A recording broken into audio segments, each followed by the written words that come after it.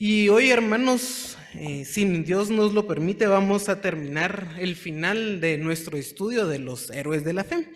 Hemos estudiado ya por aproximadamente 8 meses el pasaje de Hebreos 11 y si recordarán, el domingo pasado quedó unos 2 versículos que no mencionaban a nadie, pero es ya la conclusión de nuestro estudio.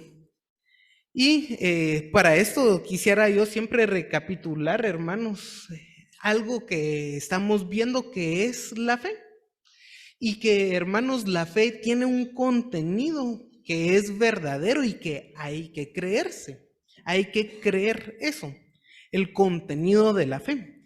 Y el contenido de la fe, hermanos, lo vamos a tener en Juan 11, 25 y 27, que es un pasaje que hemos visto entre las personas de la fe.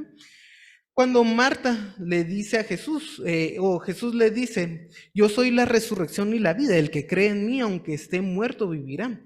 Todo aquel que vive y cree en mí no morirá eternamente. ¿Crees tú esto?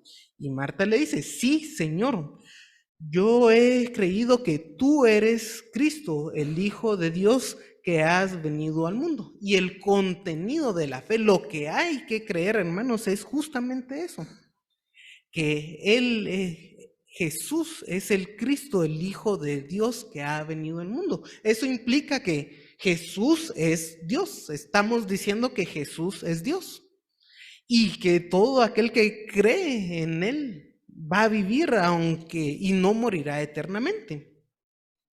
Pero eso, hermanos, aquí es una recapitulación. Eso es algo que nosotros con el intelecto vamos a ordenar, vamos a tener la idea, vamos a recordar, pero no solo es un asentimiento intelectual de que Jesús vino y fue un hombre hace 2000 años. Vamos a tener también una parte sentimental y no me refiero a una parte de emociones que cause alegría, tristeza, aunque conocer que Él es el Cristo, el Hijo del Dios viviente, vamos a tener emociones, pero cuando me refiero al sentimiento es que vamos a percibir, a sentir, a juzgar esto y nuestra realidad va a ser por nuestra fe. Vamos a juzgar las cosas según la fe.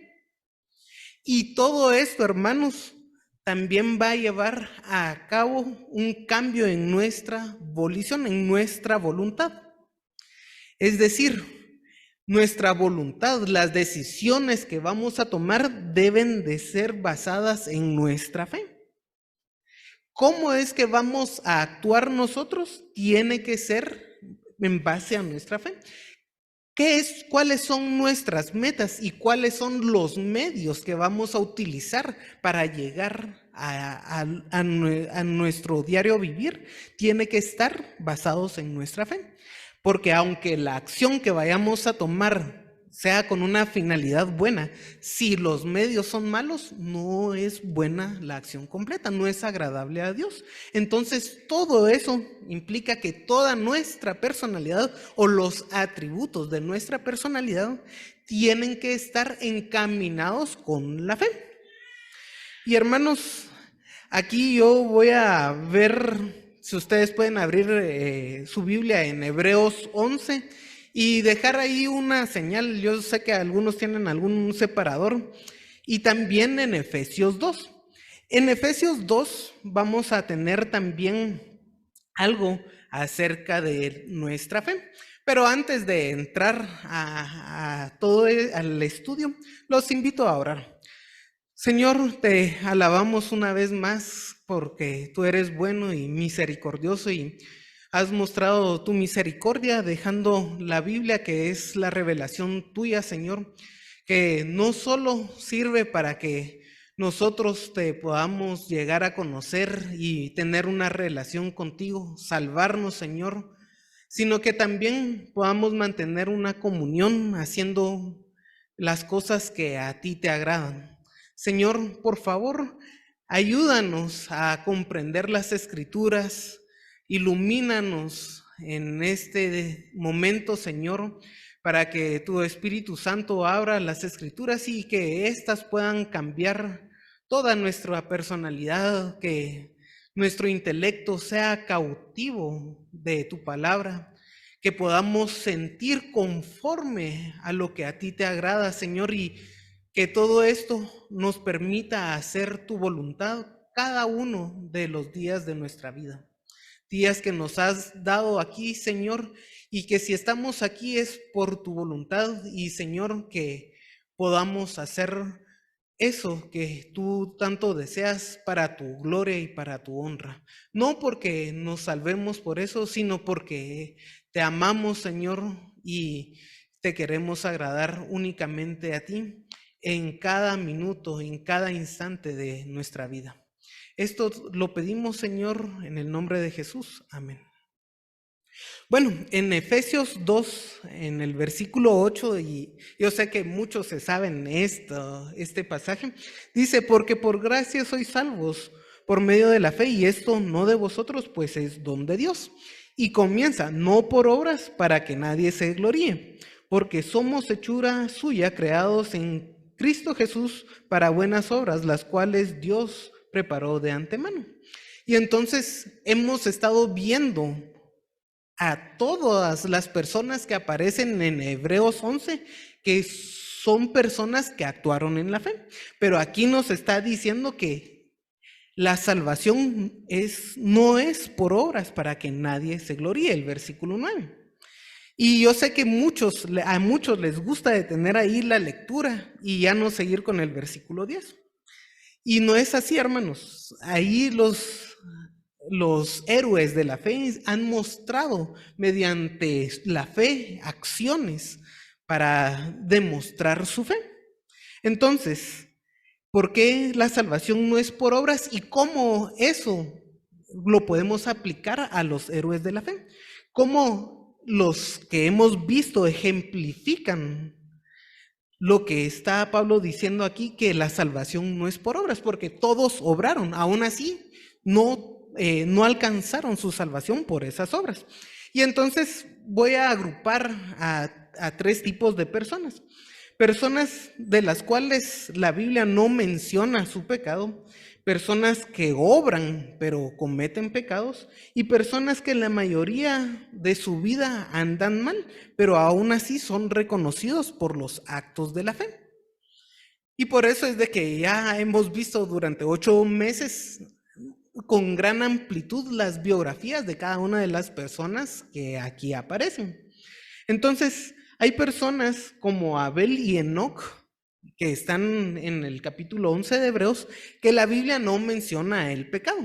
Abel lo tenemos en el capítulo 4 de Génesis, del 2 al 8, y básicamente esa historia se centra más en Caín. Comienza con el nacimiento de Caín y Abel, pero luego de la muerte de Abel sigue con Caín. Aún así es mencionado como alguien que presentó un mejor sacrificio, alguien que obró en la fe. Y Enoc también está mencionado en el capítulo 5 de Génesis, del 21 al 24. Y en ambos casos la Biblia no menciona cuál fue el pecado de ellos. Pero debemos de recordar que el hecho de que Abel estuviera presentando sacrificios era porque era alguien pecador. Ninguno de ellos dos, aunque la Biblia no dice específicamente en qué pecaron, tenían la naturaleza pecaminosa. Entonces iban a pecar. Pero la Biblia, como les digo, no se centra en eso. Aún así, sabemos que nosotros el único que fue sin pecado es Jesús. Y tenemos Hebreos 4:15, donde nos dice que porque tenemos un sumo sacerdote que no pueda compadecerse de nuestras debilidades, sino uno que fue tentado según nuestra semejanza, pero sin pecado. Eso nos dice el autor de Hebreos en el 4:15. El único, hermanos, que es sin pecado es Jesús. Luego tenemos estos dos que, aunque no se mencionan su pecado, sabemos que tenían la naturaleza pecaminosa y fueron pecadores. Aún así, se les reconoce porque actuaron en la fe. Hay otro tipo de personas también que obran y su vida, hay una gran comunión en el capítulo 11 y cuando revisamos cada una de las biografías, obran, pero al final pecan, siempre cometen pecados. Tenemos, por ejemplo, el caso de Noé, que está en Génesis 6, del capítulo 6 al 9, y ven que era alguien que estaba en buena comunión con el Señor y hace el arca, que era un gran trabajo, hermanos. Cuando vimos a Noé, hablamos de que esa arca era un esfuerzo físico, pero Dios lo guió y era un acto milagroso. No se ha podido haber un arca de ese tamaño con madera, ni aún con la tecnología actual. No ha habido un barco de ese tamaño hecho de madera. Ahora con la tecnología actual han podido hacer otro tipo de barcos de esa envergadura, pero Noé, hermanos, era alguien que trabajaba y que el Señor lo guió y lo cuidó. Pero al final del diluvio, en el versículo 20 y 21 del capítulo 9 de Génesis, vemos que Noé se emborrachó. Y eso, hermanos, era un pecado que estaba haciendo Noé. Luego, también tenemos otra historia, como Abraham y de Sara, que van del capítulo 12 al 25 de Génesis. Y allí estudiamos más el pacto abrahámico, donde en el capítulo 15, y lo que cita Pablo en Romanos 4, habla de que Abraham fue justificado por la fe. Y cita el capítulo 15 y vemos que Abraham creyó a Dios y le fue tomado por justicia en el capítulo 15. Pero en el 16, inmediatamente de eso, la narrativa nos lleva al 16, donde va y tiene un hijo con Agar, lo cual era un error. Y si no era la voluntad de Dios, por lo tanto es un pecado. Y se nota que es un error y no era la voluntad de Dios, porque luego Dios le confirma el pacto y les dice a ellos dos que van a tener un hijo de ellos dos.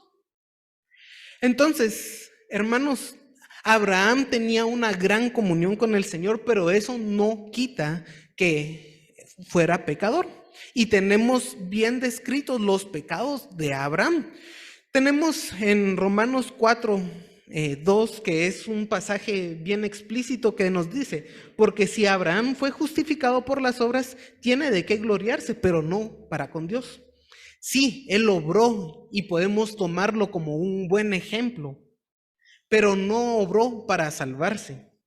Su fe fue algo que fue lo que lo salvó.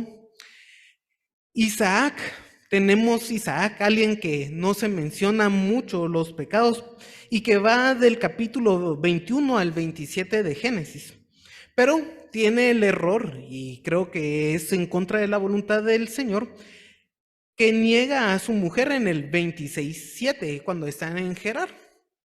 Moisés, hermanos, que fue un estudio de bastantes domingos que va de Éxodo 1 a Deuteronomio 34, vemos sobre todo de las peores cosas que hizo Moisés, de que él golpeó la peña 2 veces y lo hizo por incrédulo. Eso lo tenemos en Números 20.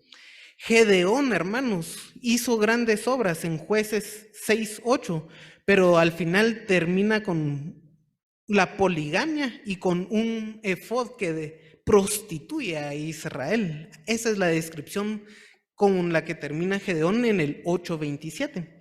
Entonces, hermanos, vemos que sí eran héroes de la fe, pero la Biblia tampoco nos está escondiendo sus pecados. Y les repito esas preguntas que hice en su momento. ¿Acaso por el pecado Abraham cayó de la gracia y está condenado? No. Moisés, hermanos, por ese pecado cayó de la gracia y ahora está en la condenación. ¿Quién se atrevería a decir que Abraham y Moisés están condenados? Nadie. ¿Por qué? por gracia sois salvos, por medio de la fe, y esto no de vosotros, porque ellos tuvieron fe. Entonces, hermanos, es muy importante observar que todos ellos no fueron sus obras los que los salvó. Si bien Abraham y Moisés tuvieron esos pecados y sufrieron la consecuencia de esos pecados, si se recordarán, sufrieron la consecuencia de esos pecados no les quitó la salvación. Y hay que estar seguros de nuestra salvación, hermanos, y poder obrar por eso. Y ahora tenemos también a dos personajes que su vida no fueron las más ejemplares, pero aún así, cuando Dios les pide, hicieron las cosas que hicieron y actuaron en la fe, aunque tuvieron una vida que no era ejemplar, que son Jacob y Sansón. Jacob, hermanos, que está su vida en el capítulo 25 al 48 de Génesis, vimos que el eje de la vida de Jacob, la composición, la literatura, como nos lo presenta Moisés, el eje de la vida de Jacob era una vida de engaño. Y luego tenemos a Sansón, que también era alguien bastante desobediente, en Jueces 13 al 16. Y no se diga del pueblo de Israel, que también es mencionado aquí en el libro de Hebreos. El pueblo de Israel, que tenemos su historia en el desierto y son rebeldes, pero aún así el pueblo de Israel pasó el mar, conquistó Jericó y mostraron fe, aunque la mayor parte de la descripción que tenemos en la Biblia era de alguien que no tenía una buena comunión con el Señor. Ahora, hermanos, todos ellos no tienen el gozo de la salvación, que es la comunión, es el gozo. No es que hayan perdido su salvación por hacer o vivir así. Pero recuerden, hermanos, que al final de la vida de Jacob, y es el más explícito, que en el 47:9, cuando llega con el faraón y le dice cómo han sido sus días, dice Jacob que sus días han sido malos y cortos.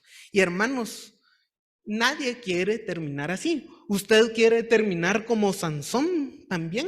Conocen la historia, la hemos estudiado y ahorita ya estamos recapitulando todas las vidas de ellos.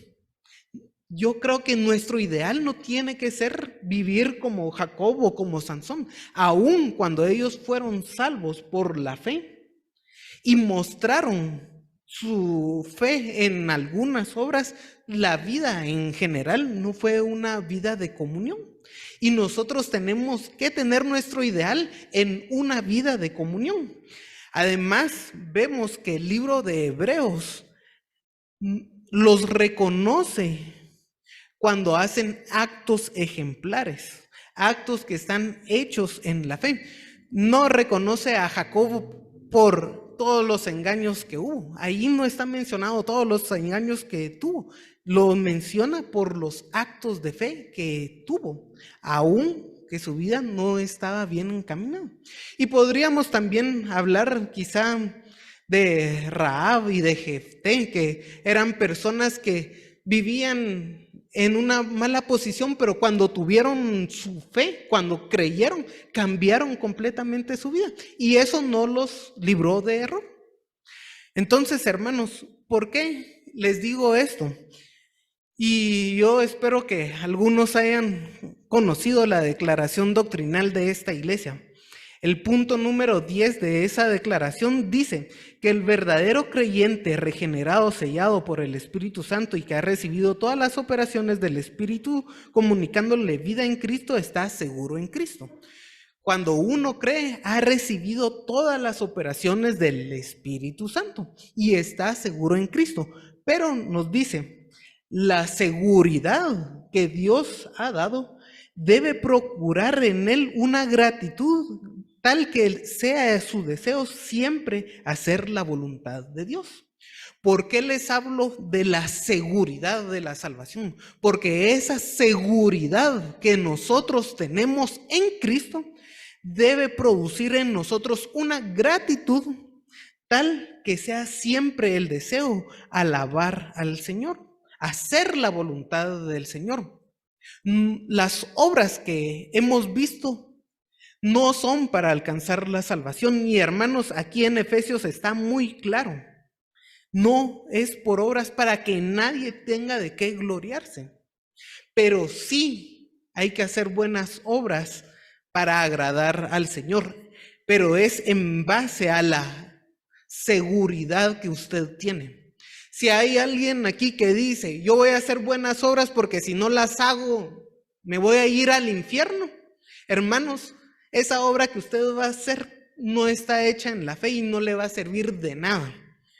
También vimos algunas posturas, si se recordarán, de algunos que creen que van a colaborar con la salvación con sus obras. Y hermanos, no es así.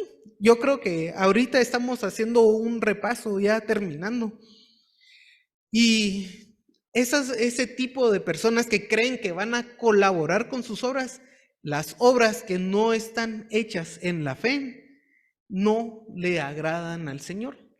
Entonces, ¿en dónde está la fe que ponen? ¿Qué es la fe? Es una completa dependencia al Señor. Eso es la fe. Si esa es su fe, hermano, entonces sí tiene la posibilidad de obrar y darle gratitud al Señor con sus obras, alabar al Señor. De otra manera no puede ser así. Entonces, aquí tenemos luego en el versículo 10 de Efesios, dice, porque somos hechura suya, creados en Cristo para buenas obras, las cuales Dios preparó de antemano para que anduviésemos en ellas. Y esa hechura habla de una manufactura. Es la reparación de una vieja naturaleza que usted recibe ahora cuando es creado en Cristo. Y podemos ver que eso no es algo del azar.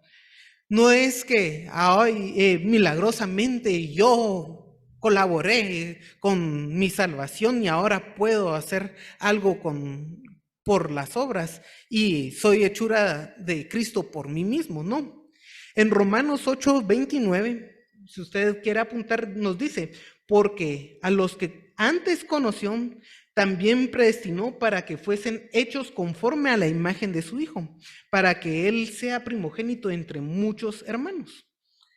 A los que conoció, también predestinó. Y eso no habla de que es un tiempo que usted está colaborando, es antes de la creación. Dios ya lo había predestinado para que usted fuese hecho conforme a la imagen de su Hijo. Es decir, desde antes de la fundación del mundo, cuando usted ya es hechura, creado en Cristo para buenas obras, hermanos, no es algo que usted haya hecho. Y claro, aquí dice para buenas obras. La finalidad, el propósito van a ser buenas obras, de las cuales Dios preparó de antemano, porque ya lo había predestinado para que anduviesen en ellas.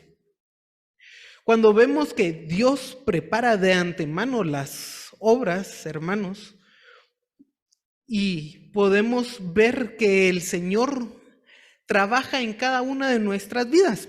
Tenemos un versículo que yo creo que a muchos les ha agradado, que es Filipenses 2:13, donde nos dice, porque Dios es el que en vosotros produce así el querer como el hacer por su buena voluntad. Y recordemos que aquí tenemos ese por que puede ser traducido para su buena voluntad. Y podemos ponerlo para su buena voluntad con el pasaje que estamos viendo en Efesios.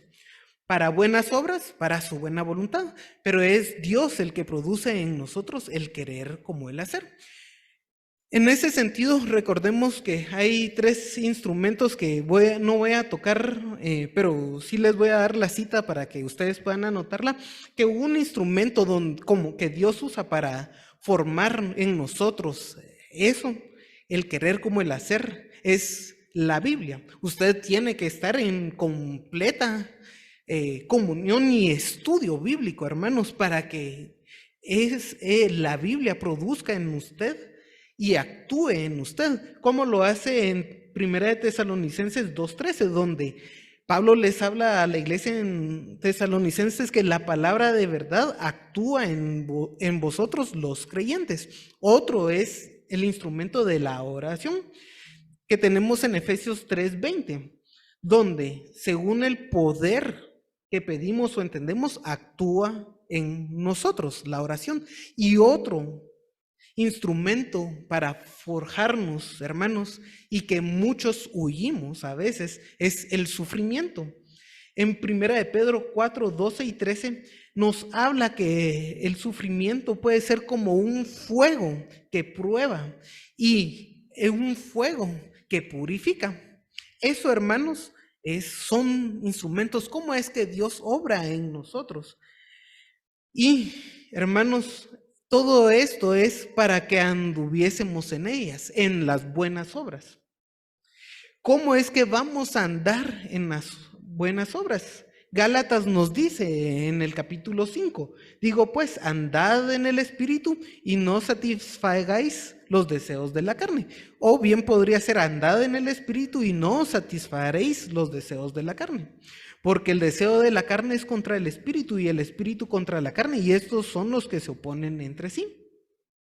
Para que no hagáis lo que queréis, no es lo que nuestra carne desea.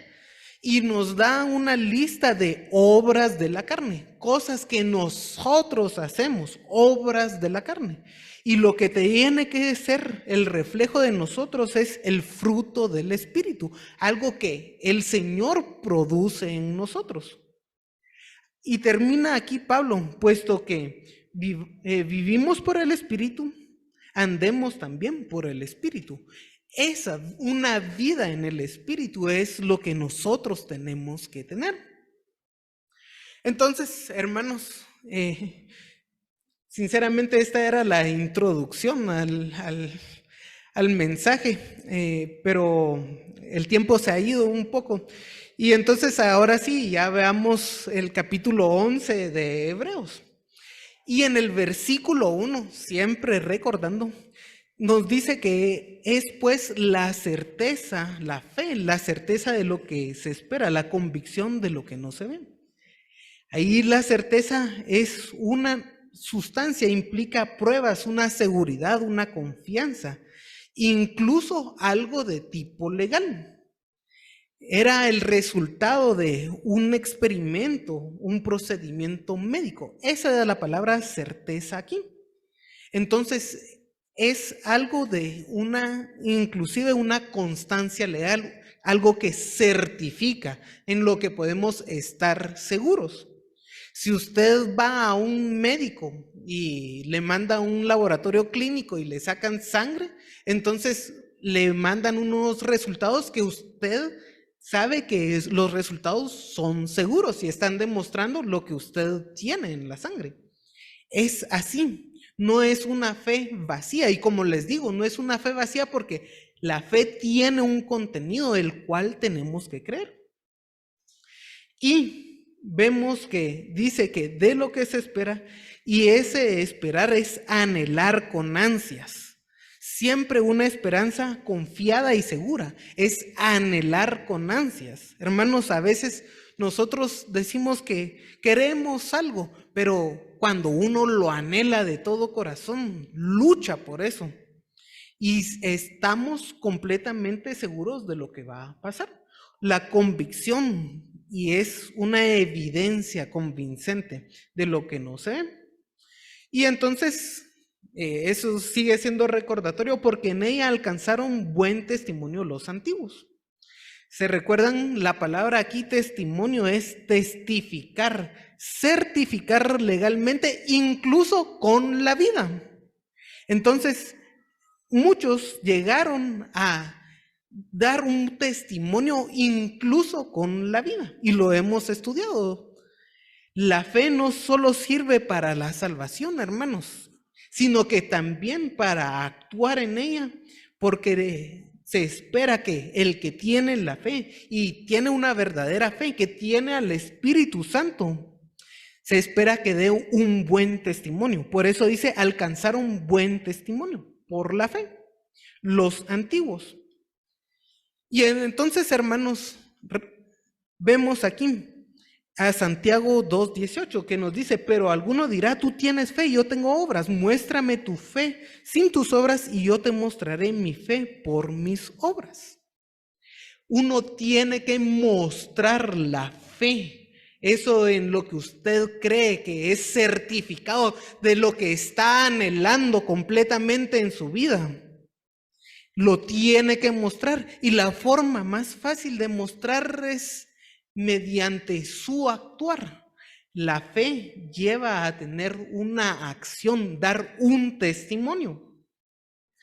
Entonces, ahora sí llegamos al versículo 39, que es el versículo que nos toca estudiar hoy, de Hebreos 11. Y todos estos, y recordemos quiénes son todos estos, todos los que ya hemos visto en estos 8 meses de estudio, alcanzaron buen testimonio.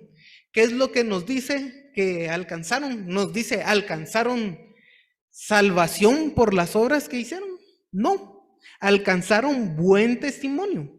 Y nos dice mediante la fe, y nosotros sabemos que fueron salvos por la fe, pero esa misma fe los ayudó a actuar, anduvieron en la fe, actuaron, alcanzaron un buen testimonio y no recibieron lo prometido. Hermanos, cuando vemos lo prometido, tenemos que ver el versículo 13 al 16, que nos habla, y lo hemos estudiado, conforme a la fe murieron estos sin haber recibido lo prometido, sino que mirando de lejos, creyendo y saludando, confesando que eran extranjeros y peregrinos sobre la tierra, porque de los que dicen claramente dan a entender que buscan una patria, pues si hubiesen estado pensando en aquella donde salieron, ciertamente tenían tiempo para volver y anhelaban una mejor, esto es celestial, por lo cual Dios no se avergüenza de llamarse de ellos, porque les ha preparado una ciudad. ¿Se recuerdan que estábamos viendo a Abraham, que él salió de Ur de los Caldeos y caminó en el desierto como peregrino y extranjero en esta tierra y murió, hermanos?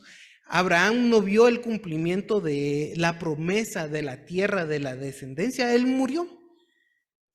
Sus descendientes lograron conquistar bastante de la tierra de Israel, pero el cumplimiento completo del pacto abrahámico, hermanos, es un cumplimiento mesiánico. Va a ser una paz en Cristo. Esto nos da un cumplimiento de tipo futuro y escatológico. Es algo que ellos no recibieron, no vieron a Cristo ni la obra de Cristo. Por eso es que nosotros creemos que aquí está hablando todos estos testimonios de personas del Antiguo Testamento, que podemos aplicarlo porque hay muchas cualidades que personas en la fe han tenido a lo largo de la historia que son iguales a lo que dice en Hebreos. Es una aplicación. Pero el autor de Hebreos está hablando del Antiguo Testamento y ellos no vieron la obra de Cristo.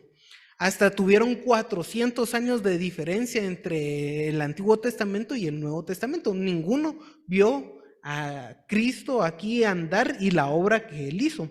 Por eso es que nos dice luego, proveyendo Dios de cosa alguna para nosotros, para que no fuesen ellos perfeccionados aparte de nosotros. ¿Qué es esto de proveer Dios alguna cosa mejor para nosotros? Y esto mejor se refiere justamente a la venida de Cristo. Los hermanos que estaban recibiendo la carta a los hebreos, hablamos que fue escrita más o menos en el 68, ellos sí ya podían ver al pasado y ver la vida y la obra de Jesucristo.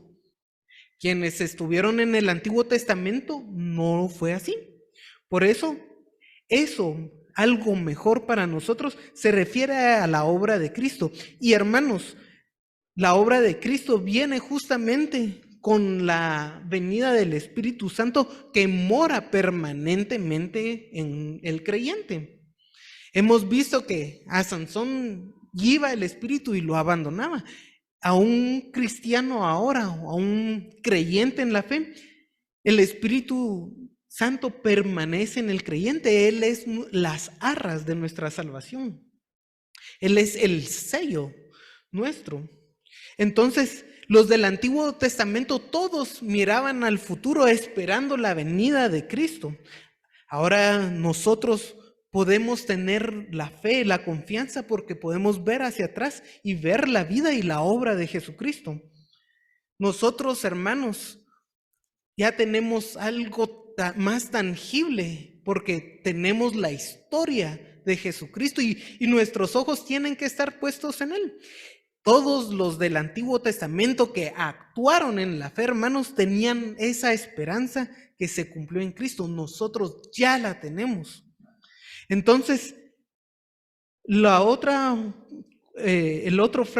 frase nos dice: para que no fuesen perfeccionados aparte de nosotros. Una persona muerta en el Antiguo Testamento iba a lo que se llama el Seol, y las personas de fe que se morían iban al seno de Abraham. Con la obra expiatoria del Señor Jesucristo, tanto los santos del Antiguo Testamento como los cristianos del Nuevo Testamento y todos los cristianos en la historia, todos estamos con el Señor. Todos estamos con el Señor. Y eso lo hacemos en nuestra parte inmaterial. Nuestro espíritu está con el Señor. Cuando usted se muere, todos vamos con el Señor, lo cual es muchísimo mejor, como dice Pablo. Y hermanos, aún así, todos también vamos a resucitar o vamos a ser transformados. Esa perfección completa, no solo del espíritu, sino de la resurrección corporal, que es la perfección de la que habla aquí. Todos vamos a resucitar y los que estén aquí van a ser transformados, van a tener un cuerpo glorificado. Entonces, hermanos, de esto nos está hablando Hebreos. Aún ellos, vean, actuaron en la fe, y cuánto más nosotros que ya podemos ver tangiblemente la obra de Cristo, tener al Espíritu Santo que es las arras, el sello, andar en el Espíritu, cuánto más nosotros no deberíamos de actuar en la fe, alcanzar un buen testimonio. Entonces, yo creo que el versículo 1 del capítulo 12 tiene que seguir la narrativa. Por lo tanto, nosotros también, teniendo en derredor nuestro tan grande nube de testigos, despojémonos de todo peso del pecado que nos asedia y corramos con paciencia la carrera que tenemos por delante. Bueno, una nube de testigos. Está hablando justamente de todos los personajes que hemos visto en el capítulo 11 de Hebreos. Y esta nube de testigos, hermanos, ustedes tienen que imaginarse un estadio, pero no desde la tribuna. Ustedes tienen que estar como corriendo una carrera y ver a todas las personas alrededor de usted. Eso es lo que ve aquí, una nube de testigos. Generalmente, ustedes saben que los griegos tenían algún tipo de juego deportivo. Los más famosos eran los de la ciudad de Olimpia, y tenían estadios donde los atletas veían a la gente y la gente los animaba a seguir. Esa es la idea de la palabra en griego. Ahora, eso no implica que Abraham está dándole porras a usted desde la tribuna.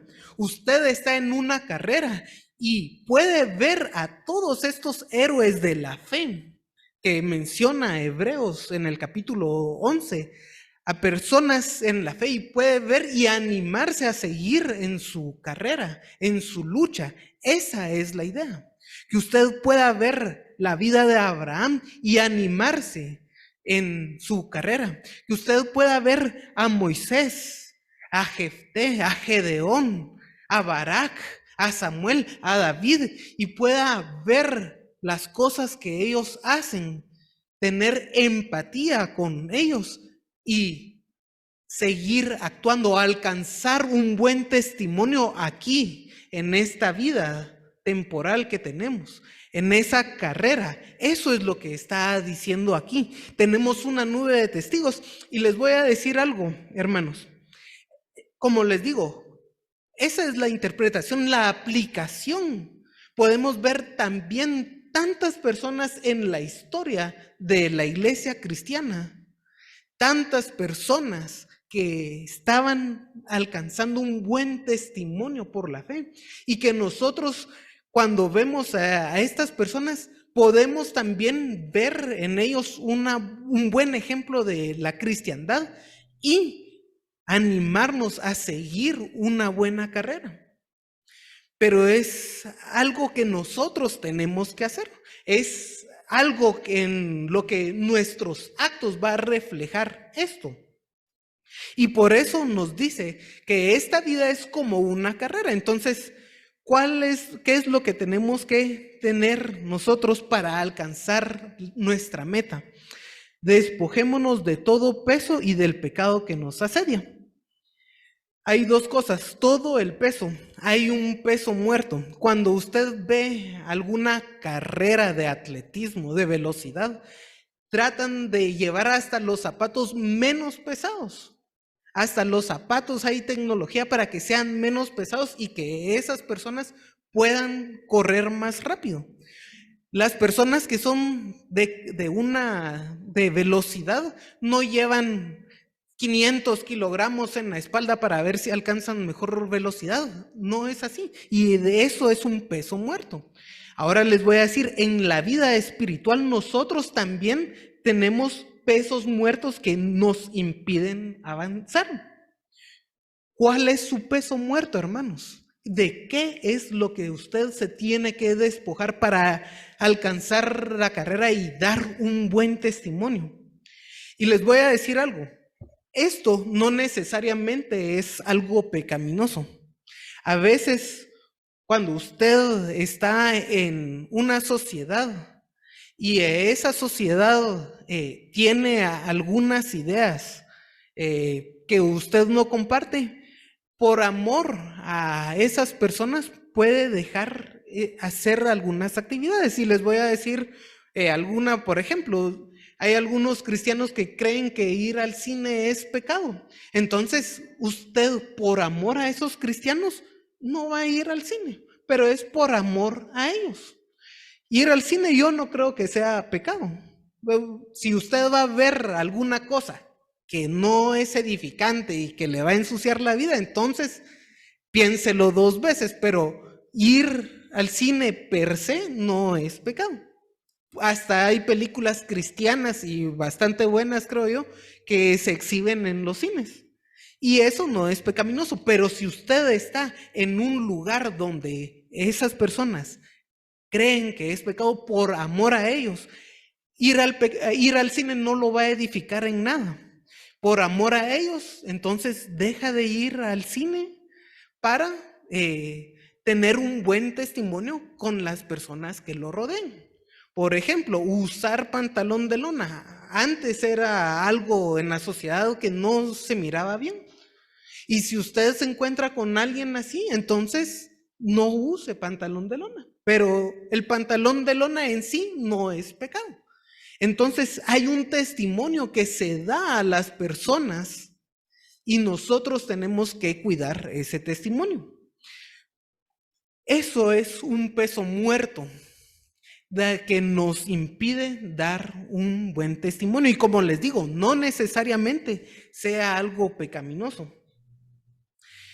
Si usted viene a la iglesia, pero como a veces llueve y no quiere salir de su cama porque quiere estar cómodo, eso es un peso muerto y se vuelve pecaminoso al no hacer la voluntad de Dios, pero es un peso muerto.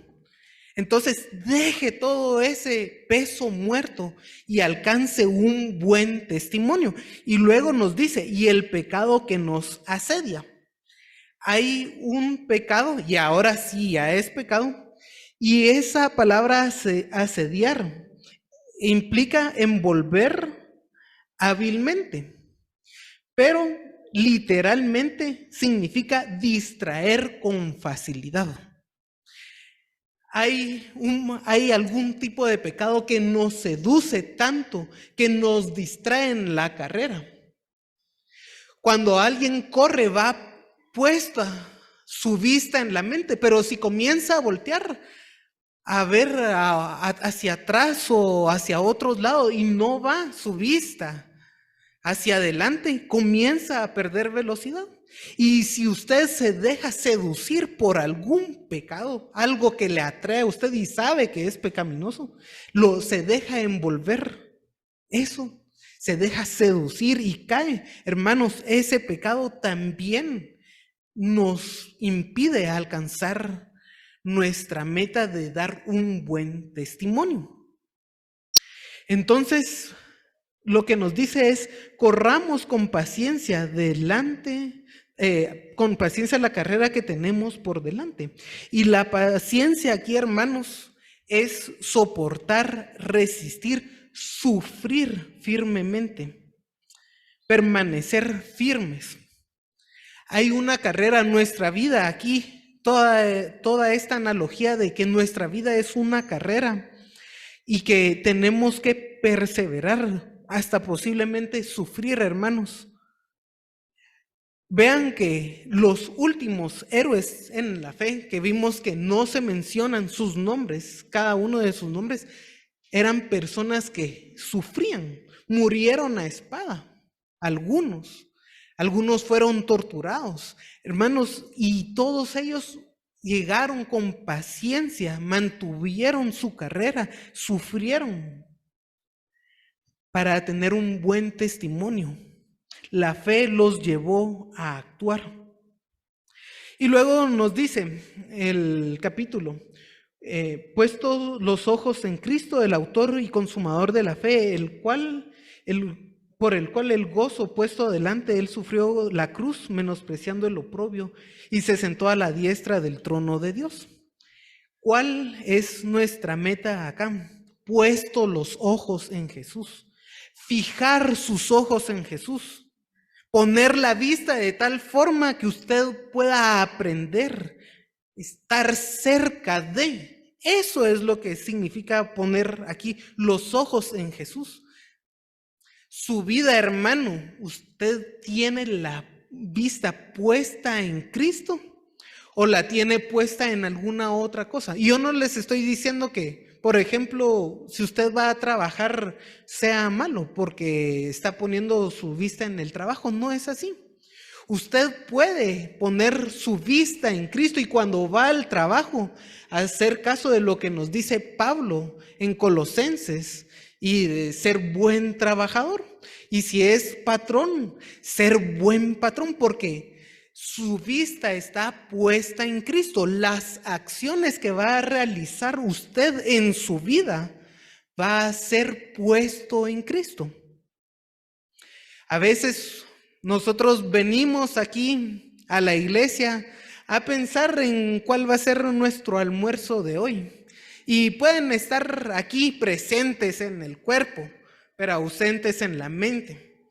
Y no, hermanos, sobre todo la iglesia es un tiempo especial que debería de poner los ojos en Cristo. Y cuando usted va a la iglesia, y yo espero que cuando usted también haga su devocional en su casa, su lectura bíblica o lo que haga para mantener esa comunión y poder crecer en la vida espiritual, lo haga puesto sus ojos en Cristo. Y lo que oye, lo que lee, tiene que hacer que usted ponga sus ojos en Cristo. Si usted viene aquí a la iglesia y a los hermanos que nos ven en otro lugar, si va a una iglesia, pero esa iglesia lo que hace es tal vez emocionarlos, pero no los ayuda a poner sus ojos en Cristo, que usted dé un buen testimonio, esa carrera que está corriendo para dar un buen testimonio. Si no lo hace puesto sus ojos en Cristo, si lo que yo estoy hablando aquí no hace que usted ponga sus ojos en Cristo, está perdiendo el tiempo. Nosotros tenemos como cristianos que nos denominamos, nos llamamos cristianos. Nuestra vista, nuestra meta tiene que ser el Señor Jesucristo. Y por eso es de que vamos a abandonar todo tipo de pecado, andando en el Espíritu, que el Espíritu haga el trabajo en nuestra vida. Y hermanos, eso, que el Espíritu realice andar en el Espíritu y que nosotros demos el fruto del Espíritu, vemos que el Señor pone el querer como el hacer. Él da el fruto, pero hermanos, como les he dicho, el Señor, aunque nos da todas las cosas, no nos va a obligar a nada. Eso es muy importante. El Señor, aunque Él quiere que usted ande en la fe, no lo va a obligar a andar en la fe. Por eso tenemos testimonios como el de Jacob y como el de Sansón. Aún así ellos actuaron en la fe cuando fue su tiempo, pero ese no es nuestro ideal. Nuestro ideal tiene que ser llevar esta carrera que es la vida dando un buen testimonio, puesto los ojos en Cristo. ¿Y qué es Jesucristo para nosotros? Es el autor y consumador de la fe. Nuestra fe, hermanos, está porque Cristo es el autor. Es la primera causa. Él es el fundador. Él es el jefe y gobernante de nosotros, de nuestra fe, de nuestro actuar. Él es jefe y gobernante también. Eso significa aquí la palabra autor. Es el jefe Cristo de su vida y de sus acciones. Y es también el consumador de la fe. Él perfecciona la fe, lleva a cabo la culminación y lo hace, hermanos, sin defecto y sin mancha. Él nos va a perfeccionar. Él es el autor y consumador de nuestra fe. Y entonces, hermanos, aquí nos va a dar el ejemplo también el ejemplo de Cristo, de cómo sufrió Él y el ejemplo que nosotros tenemos que seguir de una vida en Cristo, puestos los ojos en Él. Ahí vamos a dejar nuestro estudio.